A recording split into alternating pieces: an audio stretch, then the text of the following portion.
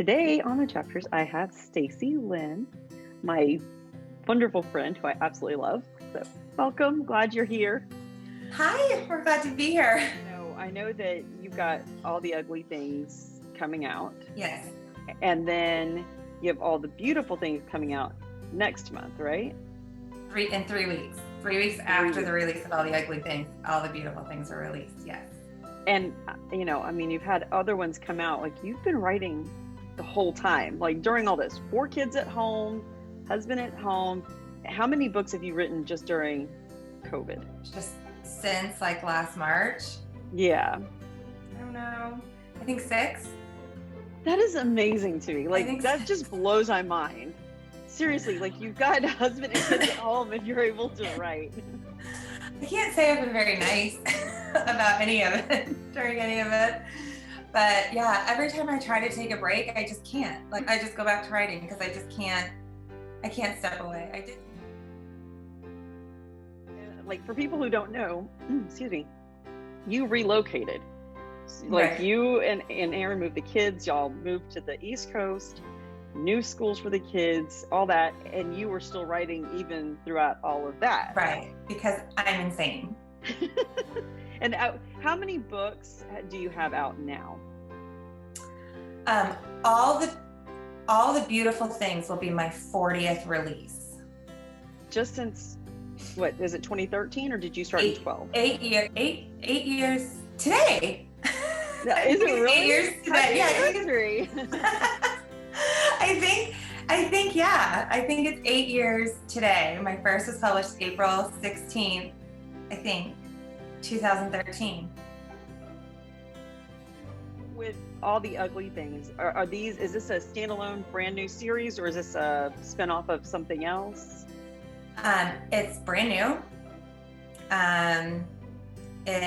It's a duet. And so it's one continuous story, but the first one is probably one of my longest books. So I bring in other characters in book 2 that will kick off the next several books that I'll be writing. And I'll be going back to old familiar areas to my, if people have read my football series, I'll be bringing those characters in. My hockey series comes back. Characters from my Love in the Heartland series come back in several of them. So I'm really excited about getting to revisit old places and characters. Doing the duet and then the spin-off that will come from it. You're creating a world now from all your other series, if they're all coming together like that. Is that what I'm assuming? Yeah, I'm connecting 4 different worlds into one world. That's exciting. It's been insane because I haven't gone back and visited everybody for a really long time. And so it's taken a lot more planning than I'm used to with timelines and people and, going back. And I had to go back and reread about 10 of my old books to remember everything. So with, like when you're going back and revisiting the stories, because I know you read really fast too. So Are you just like making quick notes and then going, okay, or is it like, do you retain all of that and you're like, no, I'm making notes for these. Usually I would probably just go back and retain it, but for these I'm making a lot of notes. When do you kick off writing for those, or have you already started writing? I'm writing them. Really? I'm writing them. Yep. Wow. I am so amazed. I mean, like you just like, I know it's not always easy and there's some days where you don't write as much, but still like you just like. You're so sweet, because most of the time I just feel really overwhelmed and feel like, why did I make these deadlines so close together? And then yet I know me, and I know if I take more than like a week or 2 off, it gets harder to go back into it. What's the longest break you've taken? This last 3 weeks, I think. I don't know. I mean, except for maybe at the very beginning, yeah, I would say I've never taken longer than like 3 weeks off. Yeah. I just can't. Even if it's only like an hour or 2 a day, I can't not do it. Tell us about All the Ugly Things. What is this story about? Okay, so first I have to say that I was sitting on the couch last September or October, and I was in the middle of writing some books for my hockey series, and I'm watching a football game, and out of nowhere, this idea comes to me, which is not typical. This one hit me like a sledgehammer upside the head. I was curled on the couch watching football, kept thinking about it. I was getting goosebumps. Ran and grabbed a notebook, and within like 20 minutes, I had 15 pages written out, plotted, characters, everything. And I'm not a plotter at all. I don't typically plot my books besides maybe a few main points. And this one, like from beginning to end, before I wrote a single word, I knew exactly where both books in the duet, everything was going. The ending of the book one, it was insane. For me, it was absolutely insane. When I lived in Iowa for 20 some years, but during that time I was involved in a church, and we went and did a ministry at the women's prison. It was incredible. It was absolutely incredible. The stories that we heard, the women we met, the struggles that they had with being away from their families, and so this story kicks off with a girl, teenager, 18 years old, being sent to prison. And as I'm thinking about this, I was being reminded of all the women and all the stuff that we had saw at the women's prison in Iowa, and so that's where she goes to prison. So for me, this has just a huge personal and emotional connection for my own life. I'm like shaking with excitement because I can't not talk about this and not get emotional about it. And so out of respect for all the women we met, I do not use a single story in this book that was any personal story that I heard, because I wouldn't do that to those women, because those are their stories to tell and not mine. Over 7 years, we got to know some of these women really, really well because they were in there for a really long time. So anyway, so it starts with an 18-year-old girl being convicted for prison, and she's paroled after 6 years. So she's 24 when she gets out. And then the story kicks off about 11 months later, so she's now 25, and she's working at a diner. She served her time in the halfway house that she needed to go to. She's gotten a job. She's, trying to get a 2-year degree. It's really intertwined with a whole spectrum of good people and bad things and screw-ups and redemption and fighting to get past, all of this. And it's a lot. And I know you, like, this is the one that you told me you like loved writing this story. Yes. Like, would you say that this is probably like your passion story? Like, of anything you've written, is this the one you have like the most connection to? Yes, absolutely. It's like, this was like, I couldn't not write this story, and I couldn't not the way that it was done. So yeah, it's my passion project. If it succeeds or fails, like it will be the series that I'm absolutely 100% always most proud of. That's awesome. Yeah, and all the beautiful things is that it will come out, like you said, I guess 3 weeks after. Yeah, it'll come out May 11th, and it'll be the conclusion, and it's a long, heartbreaking, emotional road these people go on, with a lot of lighthearted, good family moments, and a lot of stuff in between to lighten it and keep people from, not killing me. So it sounds like it's a pretty emotional book. Did you find yourself choking up or crying while writing it? I have not been able to reread it yet without bawling, and I've now had to read it like 5 or 6 times, and that's not normal. Usually after about like the second or third time, I can kind of cut off my emotions. And I will say that the beginning of book 2, I apologize to everybody in advance.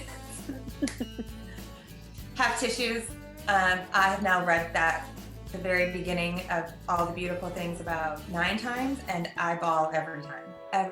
Every time. I cannot get past the first 3 pages without losing my shit every time. So when do you hope, are you kind of putting it yourself on a timeline, or do you plan on taking off sometime during the summer, or is it just going to kind of be business as usual?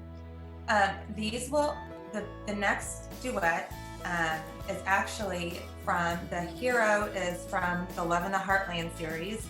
His name's Sean. He shows up in a couple of books. He's a cop in a small town in Kansas, and he gets a job offer to move to Raleigh to work for a private security firm. And that connects my football books because I have readers from those who have been asking for Jackson's story for a really long time. And he will be the next one down the line, finally getting his story. And so these are slated, I will finish these before my kids are out of school in June. When you write, do you just write the whole thing, or do you go back and reread as you write? There is always a point where I get completely stuck. And I think part of that's because I don't plot. But there's typically a part where I reach, and it's usually about 75% through. And you would think that I know this, and I know this is going to happen. And so you think by now I've come up with a method to fix this from not happening, and I can't. It doesn't matter what I do, it happens. Right.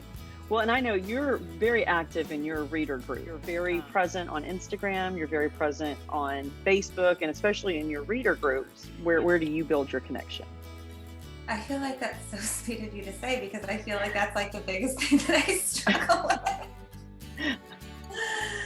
Because I feel like I can look at, I'm in a lot of other author groups, and, there's people who I really feel like you walk into their, you hop into their group and suddenly they're your best friend. I do try to post on Instagram several times a week and Facebook, but my reader group, I really feel like, bless their hearts for just sticking with me. To me, you're pretty consistent with your posts, which I think is, key to keeping engagement with your readers, having them respond back, because you get decent response as well to your posts. Yeah, I might be really active because that's when I'm not working. Honest, if I'm posting in my reader group, or on Instagram, it's because I cannot think for the life of me what I'm supposed to be writing next. And I just need a break from staring at the screen, and so I go try to talk to people to get my mind off of it. When you're in the zone and you're writing, are you writing from time the kids leave till 11, 12 o'clock at night, or do you kind of have a cutoff? No. I'm done by 3 in the afternoon at the latest. My youngest, especially since on a typical year, maybe not this last year, but on a typical year, all my kids are out the door by 8:20, but my youngest comes home at 2:15, and so I'm done. We were going to be seeing each other this year at Book Bonanza, but pushed back a year. You're still doing Book Bonanza 22, correct? Yeah. And are you doing any other signings between now and end of, say, 22? I'll be doing Book Bonanza and then Wild and Windy in the City, which is in Chicago, in May of next year. That was pushed back too. So yeah, next year I'll be in Chicago and then at Book Bonanza. I'm going to ask you 4 different questions and just, answer. Just do it. Okay. If you could trade lives with anyone for a day, who would it be? Oh my God. Oh my gosh, what's her name? Prince William's wife, Kate. I want to be a princess. Okay, what celebrity, dead or alive, would you like to have dinner with? Seriously, Sonia? That makes it easier, doesn't it? Celebrity, dead or alive. Maya Angelou. Okay. What's the one thing you've always wanted to do but haven't gotten to do yet? Skydive. Really? Yes. I would piss myself. I'm just saying. I couldn't do it. There is absolutely no way. Well, I mean, it's something that I've always wanted to do, but now I'm concerned that I'm at the age where legit having a heart attack while you're free falling is an actual concern. I still want to do it, but I am kind of terrified that I could actually have a heart attack and die. Right.